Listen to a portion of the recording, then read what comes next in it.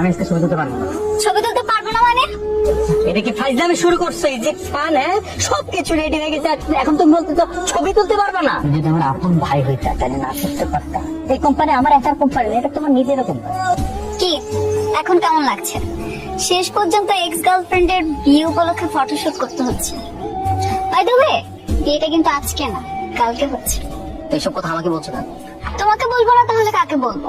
আমার ex boyfriend বলে কথা। কিভাবে পোজ দিয়ে ছবি তুলবো সেটা বলবেন না? কেমন ফটোগ্রাফার আপনি? তুমি একটা কাজ করো, আমার কোমরে হাত দিয়ে ছবি তুলো। এইভাবে ছবি ভালো উঠবে না, আপনারা পোস্ট চেঞ্জ করে আমি এই পোজে ছবি তুললাম। আমাদের ইচ্ছে আমরা এভাবে ছবি তুলছি, আপনি কিছু ছবি তুলুন। আচ্ছা আমরা কি হাসবো নাকি এভাবেই ঠিক আছে? আপনাদের যা ইচ্ছা আপনারা তাই। আমার দিকে তাকিয়ে হাসো, চোখে চোখ রেখে। কি ছবি তুলেছেন এগুলো? একটা ছবিও ভালো হয়নি। ছবি তোলার সময় মনোযোগ কই থাকে? মনোযোগ দিয়ে ছবি তুলতে পারেন না? দেখি দেখি হাসো। বাবা কি এই মেয়েটার ছবি তো ভালো উঠে কিভাবে? এই মেয়েটা সুন্দর না ক্যামেরাটা সুন্দর, কোনটা? তুলো তো, মানে তুমি দেখো একটা ছবিও সুন্দর হয়নি। তুমি তুলেছো তাই তোমার কাছে সুন্দর লাগছে। কি ব্যাপার? কি সমস্যা তোমার? তুমি এরকম করতেছো কেন? অবশ্য মানে কি এমন করছি আমি? এরকম মুড অফ করে আছো কেন?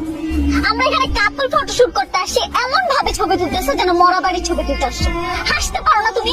না আমি হাসতে পারি না, এখানে আমার ছবি তোলা উঠছে না যে আমাকে হাসতেই হবে। হাসবে কি করে? তোমার তো কষ্ট লাগছে তাই না? আমার কষ্ট লাগবে কেন? আমার কোনো কষ্ট নেই, আমি এখানে আমার প্রফেশনাল কাজে আসছি, আমার কষ্ট লাগার কি আছে?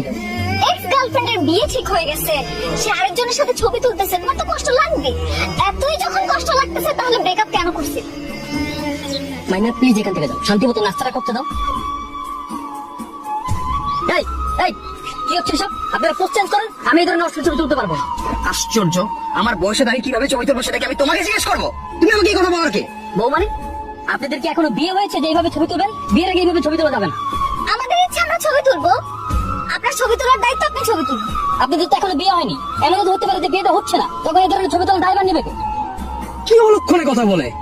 মানে এই তুমি না ফটোগ্রাফার প্রফেশনাল, তুমি যে কাজটা করতে আসছো সেই কাজটা করো, উল্টাপাল্টা কোনো কথা বললো না, ঠিক আছে? তাই আমি বললাম তো আমি এই ধরনের ছবি তুলতে পারবো না, প্লিজ।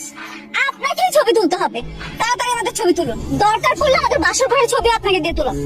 আমি কাজ করি ঠিক আছে, তার মানে এই না আমাকে যা বলা হবে আমি তাই শুনি, তাই করো। আমি এই ধরনের ছবি তুলতে পারবো না, এই ধরনের ছবি তোলা আমার রুলস এন্ড এথিক্সের বাইরে। আচ্ছা বুঝলাম রুলস এন্ড এথিক্স এর বাইরে, কিন্তু তোমাকে এখন আমি যেটা বলতেছি তুমি সেটাই করবা, কারণ তুমি প্রফেশনে আসছো, ঠিক আছে? করো। ভাই আপনি যতই যাই বলেন না কেন, যতই ধমক দেন না কেন, আমি পারবো না, আমি বলছি না। আমরা তুলতে চাই, এগুলো আমরা স্মৃতি হিসেবে ধরে রাখবো। কি হয়েছে স্যার ম্যাডাম?